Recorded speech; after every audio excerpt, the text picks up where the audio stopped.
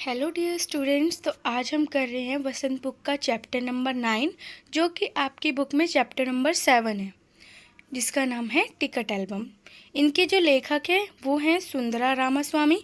तो इसी के साथ हम चैप्टर स्टार्ट करते हैं। स्टूडेंट, हमने नोट बुक वाला चैप्टर इसलिए नहीं लिया क्योंकि वो बहुत ज़्यादा लेंथी है।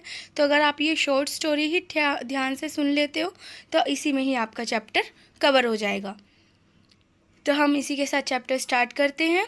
यह कहानी तो दोस्तों राजप्पा और नागराजन की है, जिन्हें टिकट जमा करने का बहुत शौक था। राजप्पा का टिकट एल्बम पूरे स्कूल में सबसे अच्छा माना जाता था।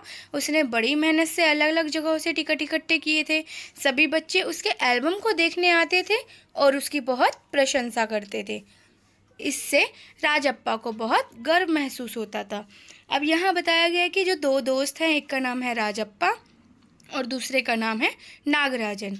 वो जो है वो दोनों ही दोस्त थे। उन दोनों को ही टिकट इकट्ठा करना अच्छा लगता था, शौक था उनका। और राजप्पा का टिकट पूरे स्कूल में सबसे अच्छा माना जाता था क्योंकि उसने बड़ी मेहनत से अलग अलग जगह से इकट्ठे किए थे टिकट। सभी बच्चे उसकी टिकट एल्बम को देख के उसकी बहुत तारीफ भी करते थे, जिससे राजप्पा को बहुत गर्व महसूस होता था। उसी के साथ आगे बढ़ते हैं। कुछ समय बाद नागराजन के मामा ने सिंगापुर से उसे एक सुंदर और बड़ा टिकट एल्बम भेजा। वह एल्बम बहुत आकर्षक था। सब स्कूल के लड़के और लड़कियां नागराजन के एल्बम को देखने लगे। धीरे धीरे सब लोग राजप्पा के एल्बम को भूल गए। इससे राजप्पा को बहुत दुख और जलन होने लगी। उसे लगा कि अब उसकी कोई इज्जत नहीं कर रहा। उसके बाद क्या होता है, कुछ समय के बाद नागराजन के जो मामा जी होते हैं वो सिंगापुर से एक एल्बम भिजवाते जो कि बहुत सुंदर और बहुत बड़ी थी। वह एल्बम बहुत आकर्षक थी, अट्रैक्टिव थी। और जब स्कूल के बच्चे, लड़के और लड़कियां दोनों ही नागराजन के पास चले जाते थे बार बार, और धीरे धीरे सब लोग राजप्पा की एल्बम को भूल गए। तो इससे राजप्पा के मन में क्या हुआ, दुख तो हुआ, साथ में जलन भी पैदा होने लगी और उसे लगा कि अब तो उसकी इज्जत ही नहीं है। ईर्ष्या के कारण एक दिन राजप्पा ने मौका देखकर नागराजन का एल्बम चुरा लिया और अपने घर में छिपा दिया। चोरी करने के बाद वह डर और चिंता में रहने लगा। उसे हर समय पकड़े जाने का भय सताने लगा। उसके मन में अपराध बोझ भी था क्योंकि नागराजन उसका एक अच्छा दोस्त था।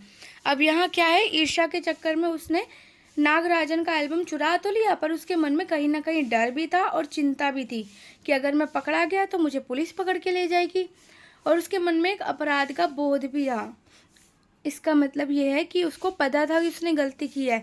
इस वजह से वो खुद में गिल्टी फील कर रहा था क्योंकि नागराजन उसका एक अच्छा दोस्त रहा था किसी समय पर।